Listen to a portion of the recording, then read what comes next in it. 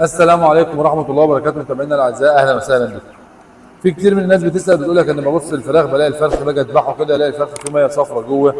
إيه هي المية الصفرا ديت؟ الفرخ هنا كويس ولا في مشاكل ولا إيه اللي بيحصل؟ أو إيه السبب اللي يؤدي إن يبقى في مية صفرا موجودة عند الفراخ دول؟ طبعا دلوقتي احنا في تربية الشتاء وكلنا عارفين إن الناس بتيجي تقول لهم دفوا المكان، بيعتمدوا في التدفئة على إن هم يقفلوا على الفراخ أو في الفرخ. فالتقفيل ده بيعمل إيه؟ بيعمل نوع من أنواع الكتم، فبالتالي بترفع نسبه الامونيا اللي موجوده في المكان، ونسبه الامونيا ديت بتعلي، فبتبتدي ايه؟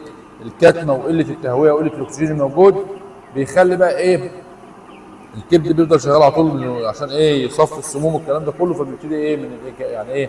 من كتر او من ارتفاع نسبه السموم بسبب الكتمه وقله الاكسجين والكلام ده كله، الكبد بيرشح ايه؟ الميه الصفراء اللي موجوده في التجويف في البطن ديت، وبتؤدي الى ممكن ان هي لا قدر الله لو فضلت مستمره ممكن بقى تقلب بمايكوبلازما وكلام من ده كله. وكمان هي بتبقى عباره عن ميه صفراء ماليه التجويف البطن كله، يعني التجويف البطن كله بتلاقيه مليان، تحس ان الفرخ كده ايه؟ كانه ايه؟ كانه منفوخ، يعني منفوخ، يعني الفرخ منفوخ جامد كده. وده مشكله كبيره جدا جدا جدا عند الفراخ اللي بتبقى ماسكه، لان هو الفضل، هو الفرخ بطن او التجويف بطن مليان ده، فهو عباره عن سائل اصفر جوه ضاغط على الاجهزه، فبيقلل من كفاءه الاجهزه.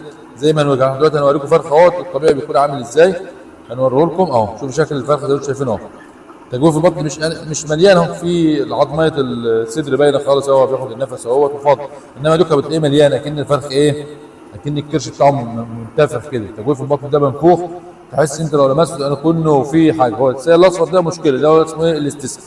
طب انا اعالج الاستسقاء ازاي عشان بس ما نطولش عليكم، لانها مهمه جدا في البلد دي، علاج بيجيب من الاخر يعني. اول حاجه احنا لازم نشتغل بالغسيل، الغسيل الكلوي كويس جدا في علاج الاستسقاء. تمام؟ لو الغسيل ما جابش معاك نتيجه يبقى ممكن تشتغل معاهم بالكوليستين مع العسل الاسمر، نحط كوليستين جرام على اللتر ومع العسل الاسمر. والعسل الاسمر احنا بنحطه هنا ليه؟ عشان خاطر بيحلي الميه، فيخلي الفراخ تشرب كميه ميه كبيره. هو في الاول منشط للكبد عشان نبقى متفقين بس. وتاني حاجه كمان هو بيخلي الفراخ تشرب كميه ميه كبيره، فده بيساعد على غسيل الايه؟ الكبد والكلى، بيساعد انها تشرب ميه كتير، بتساعد ان هو ده يغسل الكبد والكلى بسرعه، فيقلل من الاستسقاء ويخلي الكبد يرجع يشتغل تاني بكفاءه عاليه. بالاضافه كمان ان انا لازما، او في حاجه كمان قويه جدا للاستسقاء لو هي فضلت مستمره معاك، وهي بيكربونات الصوديوم. كربونات الصوديوم ممكن تستخدمها لمده 3 ايام، ساعه او 12 ساعه. الجرعه بتاعتها 5 جرام على اللتر، باذن الله تجيب معاك بسرعه في الاستسقاء. واللي قبل ده كله اللي انتوا لازم تروحوا تتفرجوا على الفيديو اللي قبل ده، اللي هو ازاي اهوي المكان، عشان خاطر انا مش عاوز الاستسقاء تكون موجوده. عشان ما تكونش موجوده لازم احافظ على التهويه، واحنا اتكلمنا في الفيديو اللي قبل ده بالظبط عن ازاي ان انا اهوي الفراخ في الشتاء ده، وازاي ما اكتمش عليهم، وازاي افضل محافظ على درجه الحراره. الفيديو موجود على القناه، تقدروا كلكم ترجعوا له عشان بس ما اطولش عليكم، لان مهم جدا ان انا احافظ على معدل الاكسجين اللي موجود بالذات في الشتاء. لان كل ما تقول للناس دفوا الفراخ، اول حاجه الناس تلجا لها ان هي ايه؟ تروح تقفل تقفل تقفل. فهي دي اسمها، احنا كده مش بندفي الفراخ، احنا كده بنكتم على الفراخ. والكتمه دي مشكله وبتعمل مشاكل كتير. حتى لو ما كانش في استسقاء هتدفع نسبه الامونيا ذات نفسه غلط. احنا عارفين الجهاز المناعه متصل بالجهاز التنفسي، لو ضربت الجهاز التنفسي فبالتالي بتضرب الجهاز المناعي في الفرخه، بيكون عرضه للاصابه بكل حاجه. لا قدر الله في اي فيروس معدي ممكن يجي للقطاع بتاعك او التربيه اللي عندك.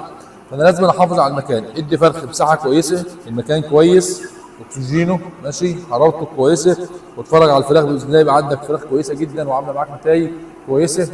وبكده يبقى احنا عرفنا ازاي نعالج الاستسقاء اللي موجوده. 3 حاجات: الغسيل، الكوليستين مع العسل الاسمر، وبيكربونات الصوديوم. ولو عجبكم الفيديو هنعمل لايك وشير على الفيسبوك، وتابعونا على قناه تربيه طيور مع الحواوشي على اليوتيوب. والسلام عليكم ورحمه الله وبركاته.